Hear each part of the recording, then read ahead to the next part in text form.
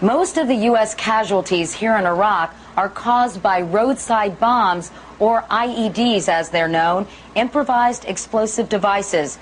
They're responsible for 80% of U.S. casualties.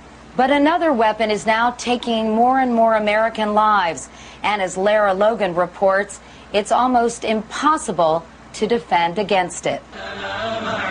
What you're about to see in this Al-Qaeda propaganda video is a brazen attack on U.S. soldiers with a hand grenade that's more deadly than any other. The explosion is huge as 3 of these armor-piercing bombs find their target. It's not a new weapon on the Iraqi battlefield, but CBS News has learned it's being used more now than ever. And for the first time, the Army has admitted this weapon is killing its soldiers. Captain Benjamin Jones led me to the place where he lost a young soldier to one of these hand grenades in June. The vehicle is right there. They had thrown a grenade right over that wall. Right over these barriers? Right over that barrier. 21-year-old Private First Class Veach of Fort Carson's 2nd Brigade Warriors died after the explosive penetrated his armored vehicle in Baghdad's violent Dura neighborhood. So did Warriors Private Stephen Davis, less than 2 weeks later on the July 4th holiday, also in Dura, a key strategic area Al-Qaeda desperately wants to take back from these soldiers. The terrorist group has been eager to take credit for the use of this lethal weapon. 3 months ago, their organization in Iraq announced the creation of a new thermal brigade and paraded these men in a video posted on the internet. They even used diagrams to show how this Russian-made weapon actually works. That matched military explanations obtained by CBS News. When the pin is pulled and the grenade is thrown, a small parachute is released.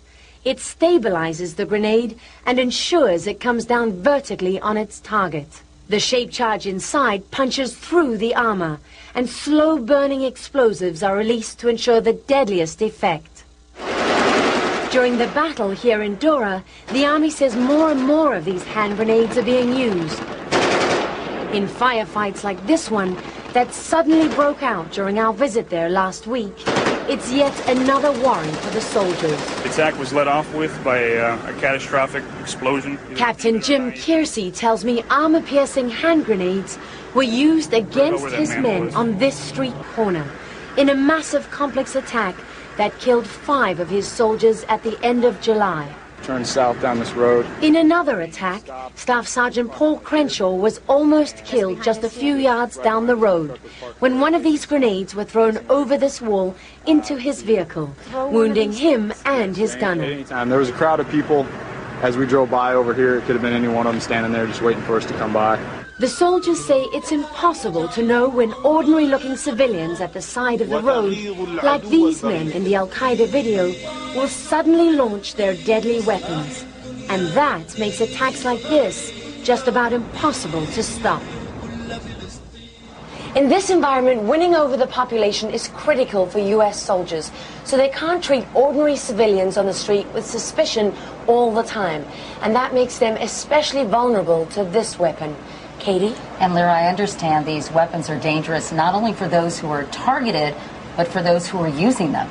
Well, as you can see in the video, the backblast is so huge that they start to run away as fast as they can. And they're not particularly accurate all the time, but they're cheap and they undermine the advantage the U.S. has in terms of high-tech weaponry and heavy armor. And that makes them very effective for insurgents. Lara Logan. Lara, thank you so much.